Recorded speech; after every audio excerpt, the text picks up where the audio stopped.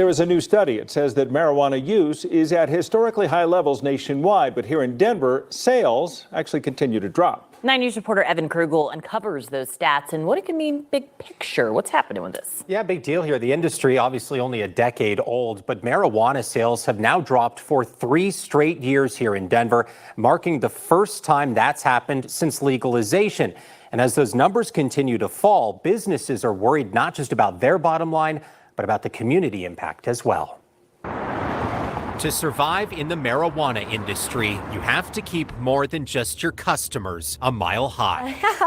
I love that. Please have our sales be high. Ashley Chubin and Jars Cannabis have been around since legalization, a time when their jars and registers were overflowing with green. And it would just be packed. We would have lines out the door. People were so excited to come through. So we're just not seeing it anymore. People are spending, not as much, and they're not coming as much. New numbers show marijuana sales in Denver dropped 14% last year, after a 22% drop the year before. Ashley blames the economy and the increase in competition nationwide, with weed now legal in 24 states. Being able to have customers that are coming in from other states, we're really only seeing it now at 16th Street. Ashley says a small decrease coming out of the pandemic was expected, but how far those sales will drop remains a mystery. I think it always has to be a little bit of concern. As the industry is shifting, we really have to be prepared of what is next. And while it's an impact on business, it also means less tax revenue for the state to put towards things like education. And I think that's the biggest thing. When we have these decrease in sales, we can't be in the forefront of helping this community. And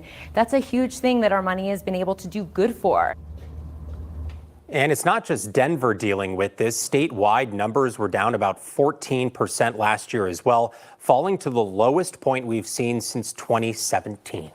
It's interesting to think that usage is either static or climbing, and yet they're seeing the sales drop. Is that specific to how people are finding their marijuana? Yeah, they view it simply as those 24 other states now where it's legal. Instead of people flying in and going to the 16th Street Mall like they used to, they're staying home and buying there. That's the big difference. One thing to note here, too, pretty big impact on Denver's economy from this, about an $8 million drop in revenue. Of course, the city uses that money for things like education and infrastructure. So that's something to watch here in the years to come as well. All right. See if they get some marketing plans or get something going, right, to get the revenue increased. Thanks, Evan. Thanks.